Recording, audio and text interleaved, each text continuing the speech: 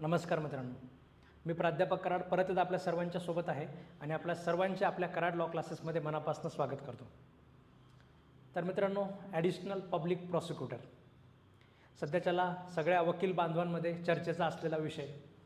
मलासुद्धा जेव्हापासून MPSCने मागणीपत्र ते दाखवलेलं आहे आपल्याला की 225 जागांसाठी आम्ही ॲडिशनल पब्लिक प्रॉसिक्युटरसाठी मागणीपत्र आलेलं आहे, तर तेव्हापासून सगळ्या विद्यार्थ्यांचे मलासुद्धा फोन सुरू झालेले आहेत की सर सिलेबस काय असेल, सर ह्याच्यासाठी प्रॅक्टिस क्रायटेरिया किती असेल, 5 वर्ष मागतील का 7 वर्ष मागतील का 10 वर्ष मागतील, सर ह्याच्यासाठी एज क्वालिफिकेशन काय असेल, एज क्रायटेरिया काय असेल, ओपनसाठी किती एज कमीत कमी लागेल, कॅटेगरीसाठी कमीत कमी किती लागेल, ठीक आहे, आणि मिनिमम वेज एवढं तरी असायला पाहिजे, मिनिमम एवढं तरी असायला पाहिजे, अशा प्रकारचा काही क्रायटेरिया ॲडिशनल पब्लिक प्रॉसिक्युटरसाठी असेल का, अशा प्रकारचे बरेच प्रश्न विद्यार्थ्यांचे त्याच्यामध्ये सुरू झालेले आहेत. कोर्स तुमचा कधी लॉन्च होणार आहे, कसा कोर्स आपला असेल, कोर्सची स्ट्रॅटेजी काय असेल, कशा पद्धतीने आपल्याला ही पोस्ट मिळवता येईल, याच्या बाबतीच्या सुद्धा प्रश्नांचं मी तुम्हाला आजच्या या व्हिडिओमध्ये उत्तर देणार आहे. हा व्हिडिओ तुम्ही शेवटपर्यंत बघा आणि तुम्ही जर आपल्या यूट्यूब चॅनलवर नवीन असाल तर हे चॅनल सबस्क्राईब करून घ्या आणि ह्या नंबरवर मला एक मेसेज करा, आमचा ऑफिसचा व्यक्ती तुम्हाला ग्रुपमध्ये पण ॲड करून घेईल.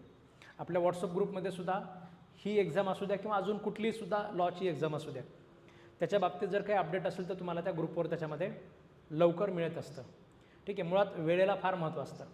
वेळेमध्ये जर आपण त्या सगळ्या गोष्टी सुरू केल्या, वेळेमध्ये जर आपण तयारी सुरू केली तर आपले सिलेक्शनचे चान्सेस त्याच्यामध्ये वाढत असतात. ठीक आहे, त्यामुळे वेळेवर माहिती मिळणंसुद्धा महत्त्वाचं आहे, जे तुम्हाला आपल्या क्लासेसद्वारे वेळोवेळी दिली जाते, पण त्यासाठी तुमचं आपल्या ग्रुपवर असणं गरजेचं आहे. ठीक आहे, ह्या ग्रुपवर तुम्ही जर व्हॉट्सअप ग्रुप मेसेज केला, ह्या नंबरवर तुम्हाला स्क्रीनवर दिसतोय त्याच्यावर तुम्हाला व्यक्तित्व ॲड करून घेईल. ठीक आहे, असो. तर ॲडिशनल पब्लिक प्रॉसिक्युटर मागच्या तसं म्हणजे 2 वर्षापासून विद्यार्थी चर्चा करत आहेत. मागच्या 2 वर्षापासून जेव्हापासून केसेस वगैरे सुरू आहेत सगळ्या गोष्टी, तेव्हापासून आपल्याला हे तरी माहिती होतं की ज्या वॅकन्सीज ॲडिशनल पब्लिक प्रॉसिक्युटरच्या ज्या 500 समजा जागा भरणार होते, त्यातल्या अर्ध्या जागा त्यांनी प्रमोशनने भरणार होते आणि अर्ध्या जागा डायरेक्ट एक्झामने भरणार होते. ठीक आहे, तेव्हापासून ते सगळं पेंडिंग चाललेलं होतं. तेव्हापासून बरेच विद्यार्थी मलाही फोन करून म्हणायचे की सर तुम्ही APPचा वेळेस तुम्ही क्लास 2 वर्ष अगोदर सुरू केला होता, म्हणजे बाकी सगळ्या कुणाला गंधही नव्हता की असिस्टंट पब्लिक प्रॉसिक्युटरच्या जागा येणार आहेत. ठीक आहे, तर महाराष्ट्रात आपण त्याच्यामध्ये 2 वर्ष अगोदर त्याच्यामध्ये अशा प्रकारची आपली असिस्टंट पब्लिक प्रॉसिक्युटरची बॅच आपण सुरू केली होती. पण ही एक ॲडिशनल पब्लिक प्रॉसिक्युटरच्या बाबतीत असं आहे की मला स्वतःलाच इतके दिवस श्युरिटी वाटत नव्हती की ही जी एक्झाम आहे ती आता लवकर येईल, म्हणजे किती दिवस पुढे जाईल याच्याबद्दल मला स्वतःला खात्री वाटत नव्हती. पण आता मागणीपत्र वगैरे बघितल्यानंतर थोडीशी बाकी म्हणजे सर्कलमध्ये चौकशी केल्यानंतर आता जाणवतं की एक्झामिनेशन आता ही लवकरच येणार आहे. मग आता आपण वेळेत त्याच्यामध्ये तयारी सुरू करायला पाहिजे. असिस्टंट पब्लिक प्रॉसिक्युटरच्या वेळेससुद्धा आपल्याकडे टोटल 1200 विद्यार्थी होते. ठीक आहे, त्यातले म्हणजे तुमचे 412 सिलेक्शन्स आपले असिस्टंट पब्लिक प्रॉसिक्युटरचे आपल्या क्लासेसचे आपल्याला मिळवता आले. ठीक आहे, त्याच्यामागचं कारण तुम्हाला सगळ्यांना माहितीच आहे की आपण वेळोवेळी त्याचे टाईम टू टाईम आपण लाईव्ह लेक्चर घेतले. रोज संध्याकाळी 9 ते 11 आपलं लेक्चर असायचं. जुन्या विद्यार्थ्यांना मे बी आता हे आठवत असेल. 9 ते 11 लेक्चरचं प्रत्येक लेक्चरचं आपण तुम्हाला रेकॉर्डिंग पण द्यायचं. ठीक आहे, ज्यांना संध्याकाळी शक्य व्हायचं नाही ते रेकॉर्डिंग परत परत बघण्यासाठी आपण तुम्हाला दिलं होतं. त्याच्यावर आपण तुमच्या टेस्ट सिरीज वगैरे सुद्धा आपण घेतल्या होत्या. तुमचे पेपर वगैरे सोडूनसुद्धा आपण तुम्हाला पाठवले होते. आणि इंटरव्ह्यूची तयारीसुद्धा ठीक आहे महाराष्ट्रातच नाही भारतातही कुणी केली नसेल एवढी 6 महिने आपण आपल्या APPची तयारी केली होती. तेव्हा कुठे 412 सिलेक्शन्स. ठीक आहे, म्हणजे जवळपास 550 पैकी 412 सिलेक्शन्स. ठीक आहे, एका क्लासेसचे. भारतात जरी कुठल्या क्लासेसने असा रिझल्ट लावलेला असेल तर आपण आपल्या क्लासेसला कुलूप लावून टाकू, बंद करून टाकू, असं मी नेहमी त्याच्यामध्ये सांगत असतो. तर आज तोच प्रकार आपल्या ॲडिशनल पब्लिक प्रॉसिक्युटरच्या बाबतीतसुद्धा झालेला आहे. तुम्हाला आठवत असेल असिस्टंट पब्लिक प्रॉसिक्युटरच्या वेळेससुद्धा माझा पहिला जो व्हिडिओ होता आजही यूट्यूबवर आहे, तुम्ही उघडून बघू शकता. त्याच्यामध्ये पण मी तुम्हाला सांगितलं होतं की आयुष्यात ही संधी तुम्हाला एकदाच मिळणार आहे आणि दुसरी संधी येईपर्यंत तुम्ही एज बार होऊन जाणार असिस्टंट पब्लिक प्रॉसिक्युटरच्या बाबतीत. ठीक आहे, इथेसुद्धा ॲडिशनल पब्लिक प्रॉसिक्युटरची आता एकदा वॅकन्सी आलेली आहे. ठीक आहे, ह्याच्या बाबतीतसुद्धा मी तुम्हाला तेच सांगेल की ही संधीसुद्धा तुम्हाला आयुष्यात एकदाच मिळेल. ठीक आहे, आयुष्यात एकदाच ॲडिशनल पब्लिक प्रॉसिक्युटर व्हायची संधी तुमच्यापैकी प्रत्येकाला मिळणार आहे. पुढची संधी येईपर्यंत तुम्ही सगळे एज बार होऊन जाणार. ठीक आहे, तुम्ही सगळे एज बार होऊन जाणार. पुन्हा तुम्हाला सरकारी नोकरीमध्ये कुठलंही स्थान तुम्हाला असणार नाही. त्यामुळे ह्या संधीसाठी जर आपल्याला म्हणजे प्रयत्न करायचे असतील, ठीक आहे, तर प्रामाणिकपणे आणि खूप चांगल्या पद्धतीने प्रयत्न करायचे. हे JMFC सारखं नाही आहे की पहिला अटेम्प्ट देवाला देतो आणि दुसरा अटेम्प्टमध्ये चांगला अभ्यास करतो. ठीक आहे, देवाला तुमच्या अटेम्प्टहून गरज नाही आहे. ठीक आहे, देव फार मोठा आहे, तुमच्या अटेम्प्ट दिल्याने देवाचं असं काही वेगळं होणार नाही आहे. ठीक आहे, त्यामुळे याची जर तयारी आपल्याला करायची असेल तर पहिल्या वेळेस फक्त द्यायचं म्हणून देतो म्हणून तयारी करून चालणार नाही. तुम्हाला खूप चांगल्या पद्धतीने तयारी करावी लागेल. याच्यात पहिला प्रश्न आपला सगळ्यांचा, जे मला सगळे लोक कॉमन फोन करून विचारत आहेत, व्हॉट्सअपवर मेसेज करून विचारत आहेत की याचा सिलेबस काय असेल. ठीक आहे, त्याच्या सिलेबसमध्ये आता याचा सिलेबस काय असेल, याचं एज किती असेल, याच्यामध्ये प्रॅक्टिस क्रायटेरिया किती असेल, हे सगळं एक्झाम पहिल्यांदा होत असल्यामुळे ह्याचे अजून तसे नियम त्यांनी बनवलेलेच नाही आहेत.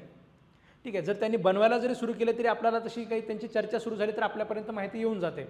MPSC समजा रिलीज करण्याच्या अगोदर बऱ्यापैकी माहिती येऊन जाते, पण अजून तसं काही त्याची सुरुवातच त्याच्यामध्ये झालेली नाही आहे. म्हणजे त्यांनी तसं काही ठरवलेलं नाही आहे. अजून कुणी काही ठरवलेलंच नसल्यामुळे ह्याच्याबद्दल कन्फर्म अशी माहिती कोणालाही नाही आहे. ठीक आहे, मी जे तुम्हाला सांगतो हे निव्वळ आणि निव्वळ माझ्या आत्तापर्यंतच्या अनुभवानुसार किंवा अंदाजानुसार मी तुम्हाला सांगतोय. तर याच्या सिलेबसबद्दल जर तुम्ही विचाराल तर मला असं वाटतं की आपला APPचा जो जुना सिलेबस होता असिस्टंट पब्लिक प्रॉसिक्युटरचा, तो सगळा सिलेबस पण असेल आणि सोबतच सेशन ट्रायबल वगैरे जे बाकीचे जे सुद्धा जे ऑफेन्सेस असतात, ठीक आहे, त्याच्यासाठीचे जे सगळे केस लॉ म्हणजे केसेस आहेत तर त्या सगळ्याची असणारे जे कायदे आहेत ते सगळे सुद्धा याच्यामध्ये असतील. थोडक्यात सांगायचं म्हणजे काय तर डिस्ट्रिक्ट जजेससारखा या एक्झामिनेशनचा सिलेबस हा वायडर असेल. जसं DJचा सिलेबस असतो अगदी त्याचप्रमाणे DJचा सिलेबस तसा त्यांनी दिलेला नसतो. ठीक आहे, कारण ते आता शेवटी ऑनरेबल हायकोर्ट आहे. पण आता इकडे तुमचं ज्यावेळेस नोटिफिकेशन काढेल सगळं MPSC तसं प्रॉपर पद्धतीने करून घेईल. म्हणजे प्रॉपर पद्धतीने नोटिफिकेशन, प्रॉपर पद्धतीने सिलेबस सगळं काही त्याच्यामध्ये येऊन जाईल. तर त्याच्यामध्ये तुम्हाला DJ सारखा सिलेबस असेल याची आपल्या सगळ्यांना मनाची तयारी आपल्याला असणं गरजेचं आहे. डिस्ट्रिक्ट जजेसच्या पोस्टसाठी आपल्याला जेवढे कष्ट घ्यावे लागतात, जेवढ्या वेगवेगळ्या कायद्यांचा आपल्याला अभ्यास करावा लागतो, तसं तुम्हाला ह्याच्यावर सुद्धा वेगवेगळ्या कायद्यांचा अभ्यास आपल्याला करावा लागू शकतो. मग त्याच्यामुळे असं घाबरून जायचं काही कारण नाही आहे. असा अजिबात विचार नका करू की फार वास्ट सिलेबस आहे मग माझ्याने होणार नाही वगैरे वगैरे. ठीक आहे, फार कमी कॉम्पिटिशन असतं. आपल्या असिस्टंट पब्लिक प्रॉसिक्युटरला आपण बघितलेलं आहे. ठीक आहे, 4,500च्या आसपास फॉर्म, त्यातले 500 लोक परीक्षेला जाणार नाहीत. ठीक आहे, त्याच्यानंतर मग पुन्हा जेवढ्या लोकांनी परीक्षा दिली त्यातले अर्धे लोक तर त्याच्यामध्ये परीक्षा पास होणार आणि इंटरव्ह्यूला जाणार. अगदी तोच प्रकार इकडे असणार आहे.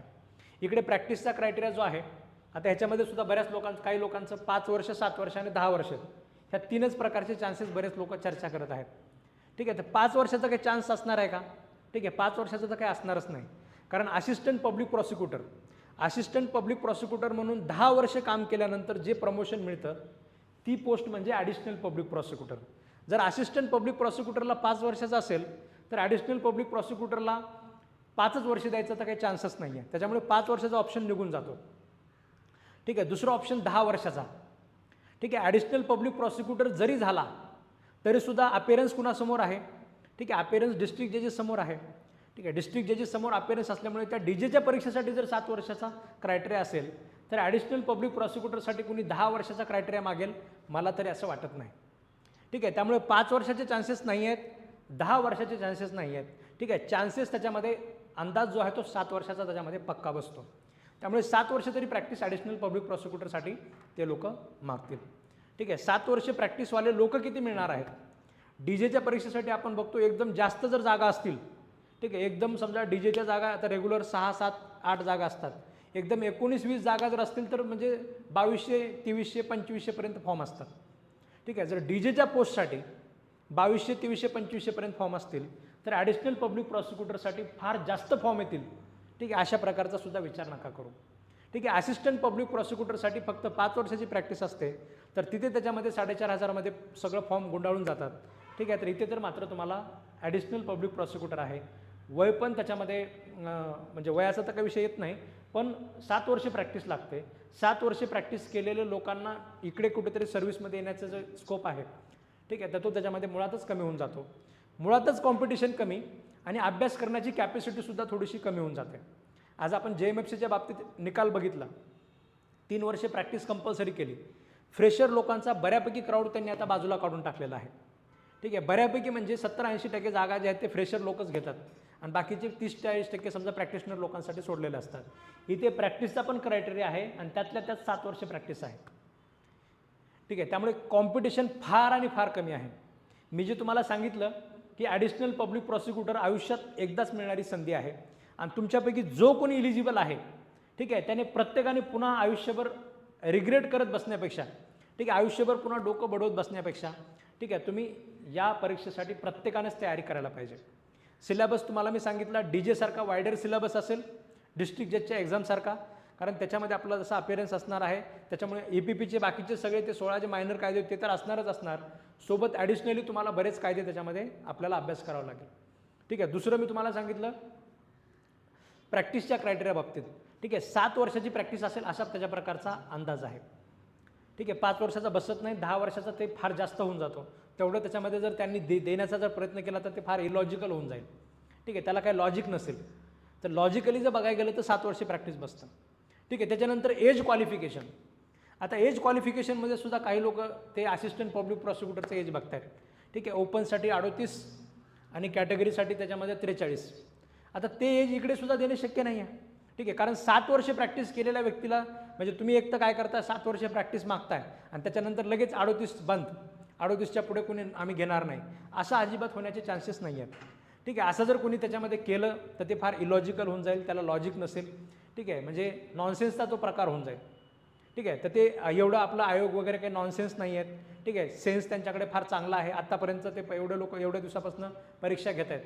त्याच्यामुळे 7 वर्ष जर प्रॅक्टिस मागत असतील तर 38 कमीत कमी ओपनला असा क्रायटेरिया अजिबात असण्याचे चान्सेस नाही आहेत. ठीक आहे. देतील तुम्हाला DJ सारखं. ठीक आहे. म्हणजे 45 तुम्हाला ओपनसाठी ठेवतील आणि कॅटेगरीसाठी तुम्हाला परत अजून त्याच्यामध्ये रिलॅक्सेशन द्यावंच लागेल. ते जवळपास 48पर्यंत तुमचं त्याच्यामध्ये मिळू शकतं किंवा 48च्या ऐवजी 50पर्यंत वगैरे तुम्हाला ते मिळू शकतं.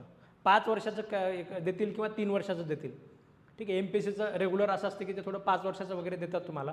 त्याच्यामुळे 48 किंवा 50पर्यंत सुद्धा ते जाऊ शकतं कॅटेगरीवाल्यांसाठी.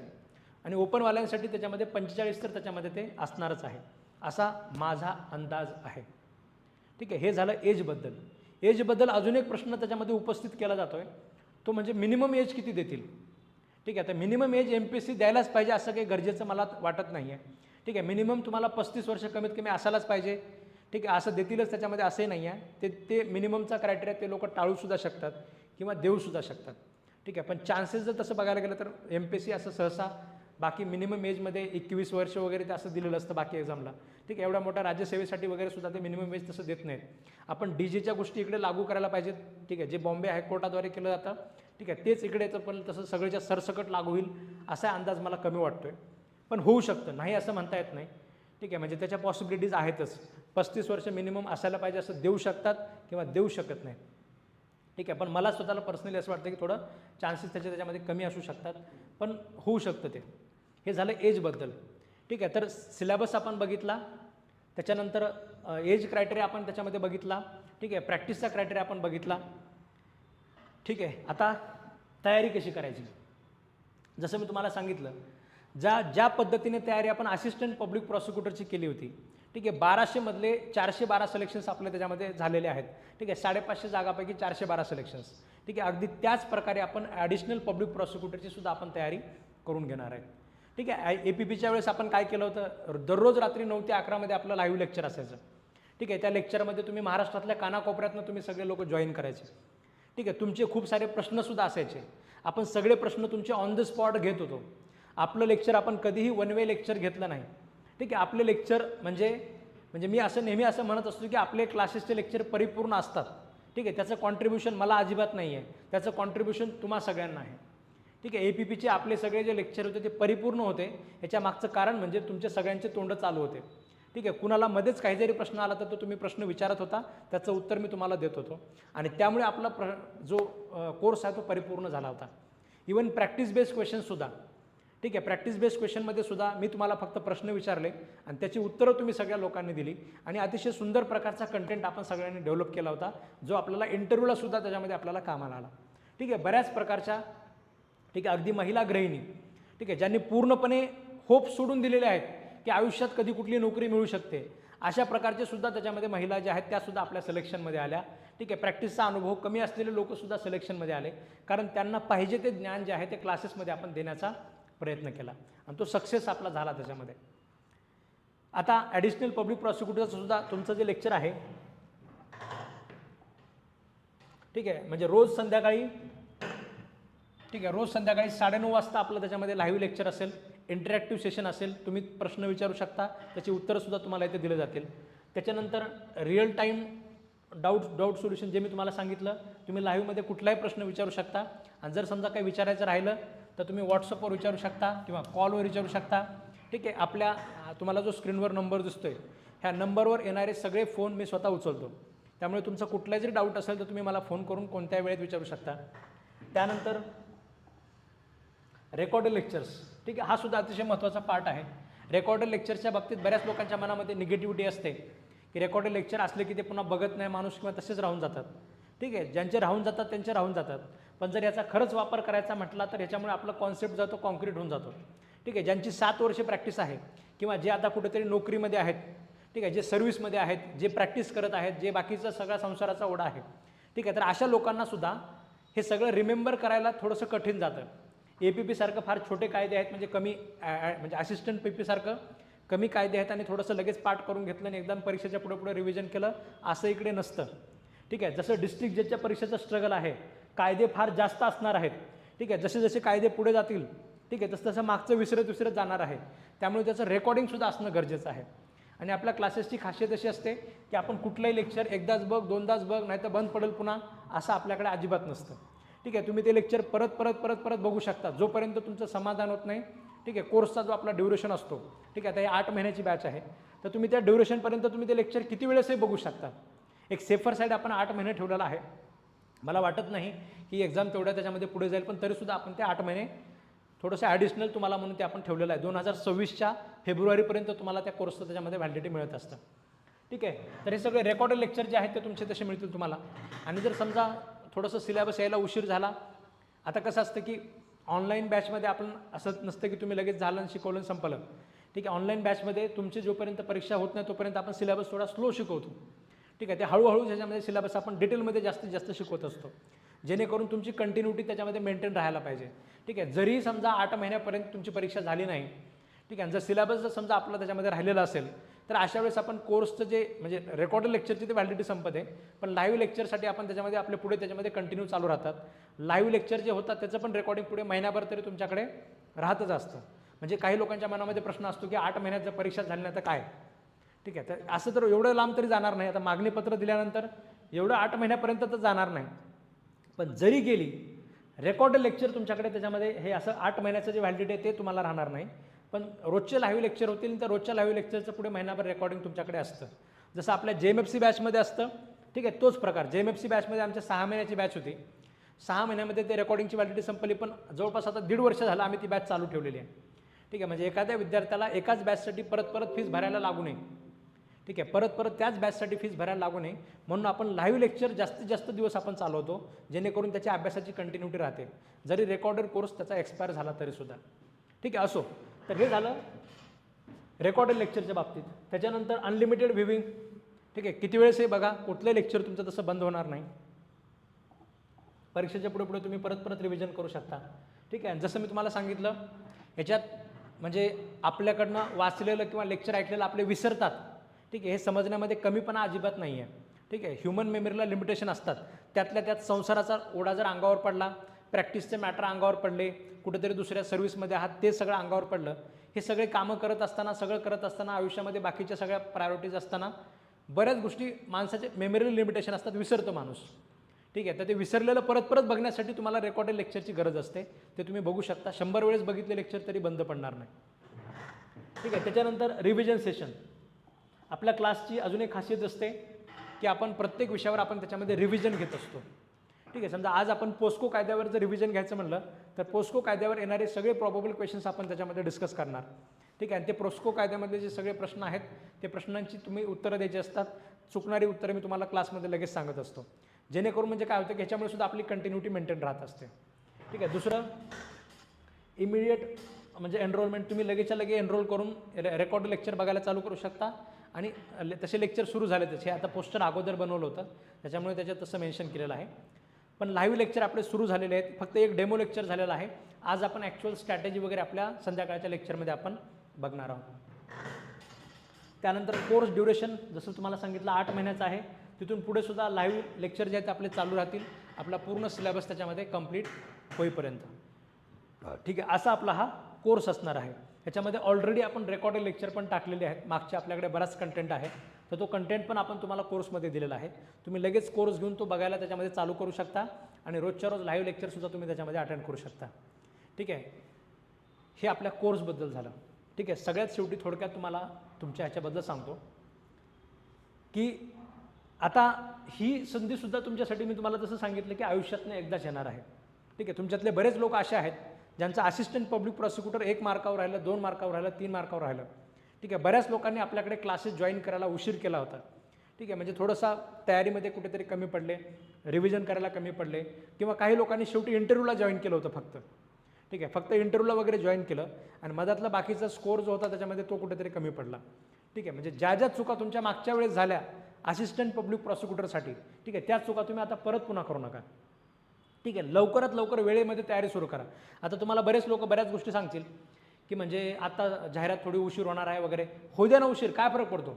ठीक आहे, जे तुमच्या हातात काय आहे, तुमच्या हातात अभ्यास लवकरात लवकर सुरू करणे हा आहे.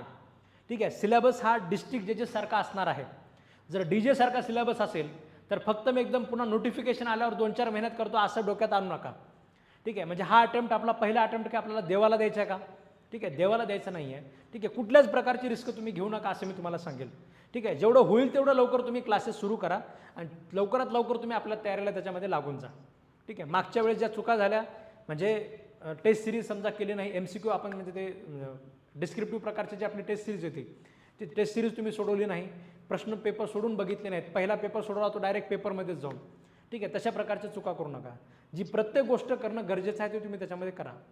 ठीक आहे, बऱ्याच लोकांचा ह्याच्यावर अजून एक प्रश्न येतो की MCQ प्रकारची परीक्षा असेल का डिस्क्रिप्टिव्ह प्रकारची असेल. माझं मत असं म्हणतं आहे की शक्यतो डिस्क्रिप्टिव्ह प्रकारची घेतील.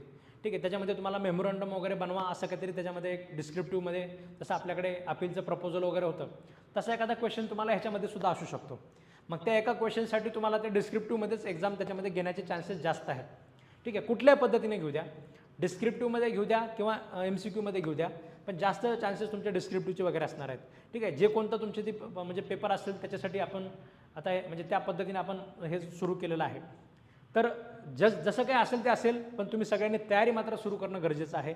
आपल्या अभ्यासामधली कंटिन्युटी गरजेची आहे. ठीक आहे, जर एखाद्या एक्झामिनेशनला 25-30 कायदे असतील तर पुढच्या एकदम 4 महिन्यामध्ये म्हटलं तर तुम्ही डिव्हाइड करून बघा. ठीक आहे, 4 महिन्यामध्ये दिवस किती असतात. जर समजा नोटिफिकेशन आल्यानंतर ते 4 महिन्यामध्ये एक्झाम घेतात फार तर फार, जर 4 महिन्यामध्ये तुम्ही 30 कायद्याने तुम्ही डिव्हाइड करून बघा की किती दिवसामध्ये तुम्हाला BNS कंप्लीट करावा लागतो, किती दिवसामध्ये तुम्हाला BNSS कंप्लीट करावा लागतो. ठीक आहे, म्हणजे BNS, BSA आणि BNSS जो आहे हे 3च कायदे 4 महिन्यामध्ये व्यवस्थित पद्धतीने कंप्लीट होत नाहीत. त्यामुळे एकदम नोटिफिकेशन आल्यानंतर तयारी करतो अशा प्रकारचा विचार करू नका. अभ्यासामधली आपली जी कंटिन्युटी आता कुठेतरी ब्रेक झालेली आहे, ठीक आहे, ती परत लवकरात लवकर मिळवण्याचा प्रयत्न करा आणि ह्या परीक्षेसाठी आपण सगळ्यांनी तयार राहण्याचा प्रयत्न करा.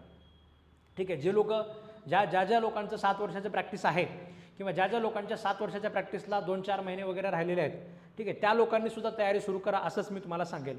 ठीक आहे, जर नोटिफिकेशन तसं पुढे गेलं त्याच्यामध्ये तर तुम्ही लोकसुद्धा इलिजिबल होणार आहात. ठीक आहे, काही लोकांचं असं असेल की माझं 35च्या 34 वर्ष वगैरे वय आहे. ठीक आहे, त्यांनासुद्धा मी सांगेल की MPSCचे नोटिफिकेशनमध्ये सहसा अशा प्रकारचं वय जे आहे मिनिमम वय त्याच्यामध्ये म्हणजे 21-22 वगैरे असंच असतं मोठ्या मोठ्या परीक्षांनासुद्धा. त्यामुळे इकडे 35 देतील याचे चान्सेस मला कमी वाटतात. ठीक आहे, तर तुम्ही सुद्धा म्हणजे केलेला अभ्यास आपला कधी वाया जात नसतो. ठीक आहे, तर तयारी सुरू करायची म्हणून तुम्ही त्याच्यामध्ये तयारी सुरू करू शकता. ठीक आहे, जे तुम्ही अभ्यास करणार आहात, ठीक आहे, म्हणजे ही माझी गॅरंटी असणार आहे की क्लासेसमध्ये एकही दिवस तुमचा एका दिवशीच्या लेक्चरला सुद्धा तुम्हाला असं वाटणार नाही की आज कधीतरी टाईमपास वगैरे झाला. ठीक आहे, आपल्या क्लासेसच्या लेक्चरमध्ये कुठल्याच लेक्चरमध्ये कुठलाच मोकळा टाईमपास आपण अजिबात करत नाही. ठीक आहे, प्रत्येक क्लासेसमधला मिनिट सेकंद जो असेल, ठीक आहे, त्याच्यामध्ये आपण फक्त आणि फक्त लॉच्या प्रोव्हिजन्सच आपण डिस्कस करणार आहोत. ठीक आहे, ते लाईफ टाईम तुम्हाला त्याच्यामध्ये, ठीक आहे, जसं तुम्हाला असिस्टंट पब्लिक प्रॉसिक्युटरचा कंटेंट आपण शिकवला, ज्या पद्धतीने तिथे तुम्हाला कायदे आपण शिकवले, अगदी त्याच पद्धतीने हे सगळं सुद्धा तुम्हाला त्याच्यामध्ये लाईफ टाईम तुमच्यासोबत ही एक आयुष्यभराची एक शिदोरी आपल्या सगळ्यांसोबत हे सगळं राहणार आहे. एवढ्या चांगल्या पद्धतीने आपण सगळ्या कायद्यांवर आपण चर्चा करणार आहोत.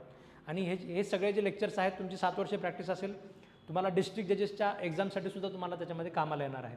कारण ह्याच्यातला बऱ्यापैकी पोर्शन जसं मी तुम्हाला सांगितलं DJ सारखा पोर्शन असणार आहे. तसं डिस्ट्रिक्ट जजेसची आपली फीस 20,000 रुपये फीस असते. पण आता इथे सिलेबस जरी जास्त असणार असला तरीसुद्धा आपण 12,000 रुपये फीस ठेवलेली आहे. याच्या मागचं कारण म्हणजे याचे ॲडमिशन्स खूप जास्त असतात. ठीक आहे, जास्त ॲडमिशन असल्यामुळे 12,000 रुपये फीस आपण त्याच्यामध्ये ठेवायला काय हरकत नाही आहे. म्हणून आपण त्याच्या मदतीने जरी कायदे जास्त असले तरीसुद्धा फीस आपण डीजेसारखे कायदे असले तरीसुद्धा डीजेसारखी फीस आपण ठेवलेली नाही आहे. ठीक आहे, फीस आपण कमीच ठेवलेली आहे. ठीक आहे, आय होप की मी तुम्हाला सगळ्या तुमच्या ज्या मनामध्ये जे प्रश्न आहेत ह्या सगळ्या प्रश्नांचं तुम्हाला उत्तर देण्याचा प्रयत्न केलेला आहे. तरी काही तुमच्या मनामध्ये शंका असेल, राहिलेलं असेल काही माझ्याकडनं सांगण्याचं, तर तुम्ही नंबर आहे माझा इथे. ठीक आहे, तुम्ही मला फोन करू शकता आणि फोन करून तुमच्या ज्या काही क्युरीज आहेत त्या तुम्ही मला विचारून घेऊ शकता. ठीक आहे, धन्यवाद मित्रांनो.